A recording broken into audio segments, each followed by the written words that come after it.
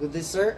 I am Arjun Piscarero and I'm the first reporter, and the group topic was all about interrogation and interviewing techniques. And my assigned topic was all about interrogation techniques and the parts of interrogation techniques, which is the read techniques. So what is interrogation techniques? Interrogation techniques is aim to elicit information from suspects. So when you say elicit information, to get or to produce something information from suspects who are believed to be involved in a crime. This method can be highly confrontational. So when you say highly confrontational, this convey a sense of extreme hostility or aggressive disagreement and interactions. So, and are often used where there is a strong evidence suggesting the suspect involved. So we can use this interrogation techniques when there is a strong evidence suggesting that the suspect is involved from the crime happened. So the goal of this interrogation techniques is to gather critical information that can aid in investigation and prosecution. The use of these techniques is to raise ethical concerns regarding the potential and coercion and false confession. This method involves confrontational approaches, particularly in cases where substantial evidence implicates the individual. So here are some parts of interrogation techniques, which is the read techniques. What is read techniques? So read techniques emphasizes psychological manipulation and pressure to break down the suspect resistance. So we can hear that break down the suspect resistance. So lagi ning hadlokon og ayo. So this technique is a controversial method developed by John E. Reed. This technique has been criticized for its potential to elicit false confessions, particularly when used in conjunction with aggressive tactics. For example, if an interviewer lies and tells about burglar that his or her fingerprints have been found at the scene of the crime, a burglar who wore gloves now knows that this statement is a lie and will probably realize that the police do not actually have much evidence against him or her. So, read techniques is also a widely used interrogation method that involves a structured 9-step process designed to elicit confession from suspect. So, here's the 9 steps of read technique. First is the direct accusation. The interrogator directly accused the suspect of the crime. The second is theme development. The interrogator presents a theme that justifies the suspect's actions, offering a way out through confessions. The third one is minimization of crime. The interrogator downplays the severity of the crime to reduce the suspect's guilt and fear of consequences. The fourth is maximization of crime. So the interrogator exaggerates the evidence against the suspect to increase the anxiety and fear. The next is shifting the blame. The interrogator suggests that the suspect involvement was intentionally or due to external pressures. The next one is offering alternatives. The interrogator provides the suspect with 2 alternative explanations of the crime. One involving lesser culpability. The next one is verbalization of the confession.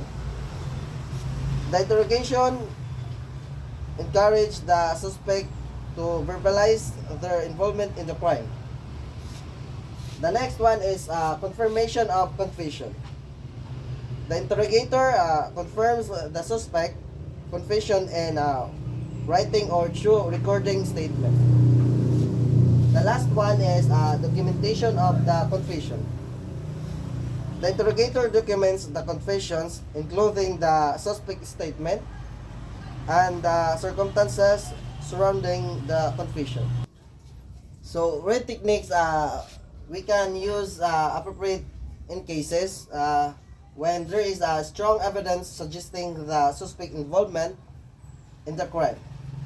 Next is when a suspect is believed to be withholding information.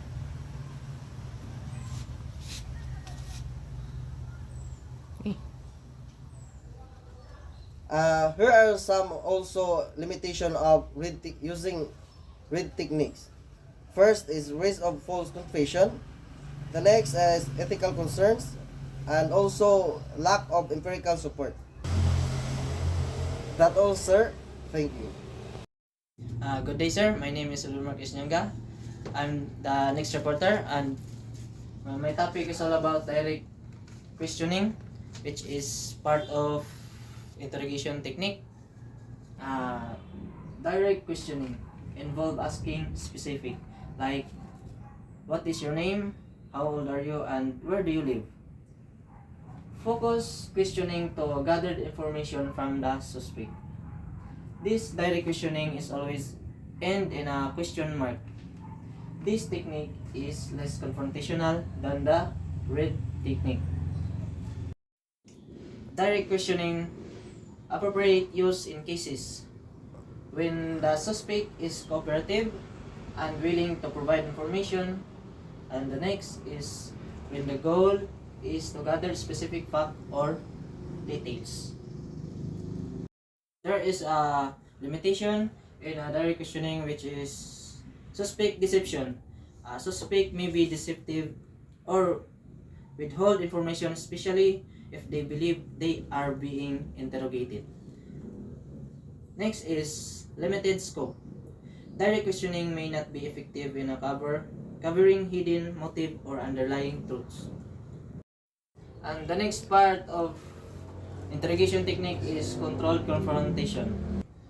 Controlled confrontation involve presenting the suspect with evidence of their involvement in the crime, aiming to induce guilt and encourage the confession. For example, in murder cases, nakitaan ka sa CCTV nga ipatay ni mong tao, so the suspect induce guilt and encourage confession. Controlled confrontation appropriately used in cases when there is a strong evidence against the suspect, when the suspect is believed to be aware of the evidence against them. And that's all. Thank you, sir.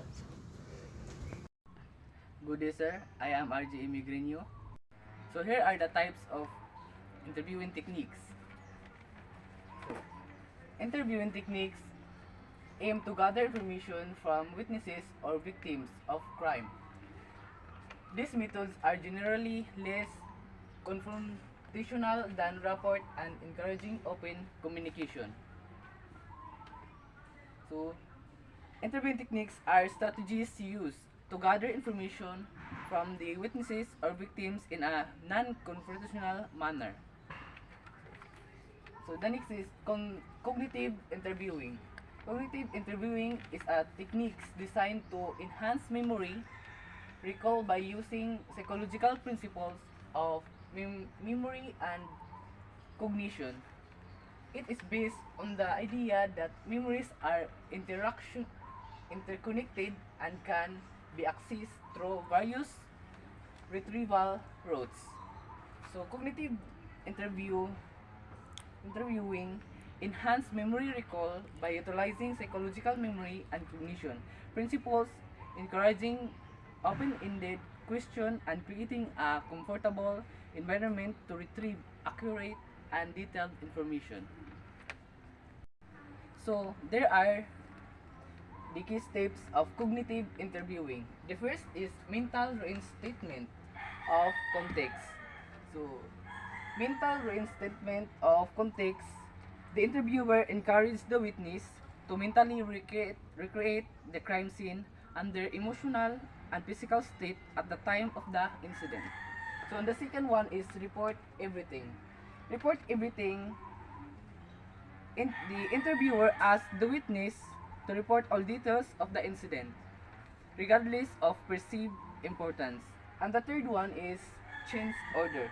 So change order, the interviewer instructs the witness to recall the event in different chronological orders, such as backwards from the end to the beginning. And the last one is change perspective.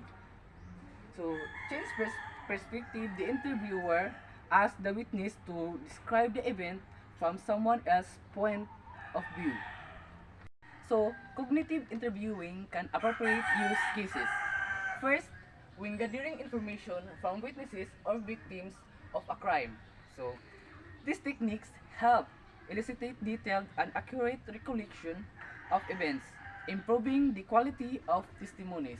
And the second is when aiming to obtain a comprehensive and detailed account of the event. So, by encouraging open-ended questions and various retrieval cause, cognitive interviewing allows subjects to provide richer, more nuanced descriptions of their experience. So, there are limitations of cognitive interviewing. The first one is time consuming. And the second one is requires training. So, time consuming, cognitive interviewing can be time consuming, especially for complex events. And requires training, interviewers need to be trained in the techniques to implement it efficiently. That's all, sir. Thank you. Good day, sir. I'm Giselle Samuel, the last reporter. This is the last part of interviewing techniques. Narrative interviewing. Encourage the witness to tell their story in their own words without interruption or leading question. The interview focuses on listening and understanding the witness perspective. Narrative interviewing only focuses the witness to share their accounts or feeling freely without interruption or leading question. Appropriate use cases. When the gathering information about the witness subjective experience of the event.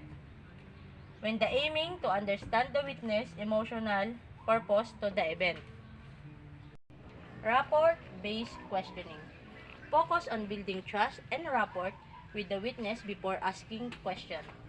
These techniques emphasize empathy, active listening, and non-judgmental communication. The focus on this is creating a comfortable environment through empathy and active listening and non-judgmental communication. Appropriate use cases. When the interviewing witnesses or victims who are traumatized or emotionally vulnerable. When aiming to create a safety and supportive environment for the witness to share their experiences. There are limitations of rapport-based questioning. May not be appropriate for all situations. Rapport-based questioning may not be appropriate for the situation. Requires skill and sensitivity.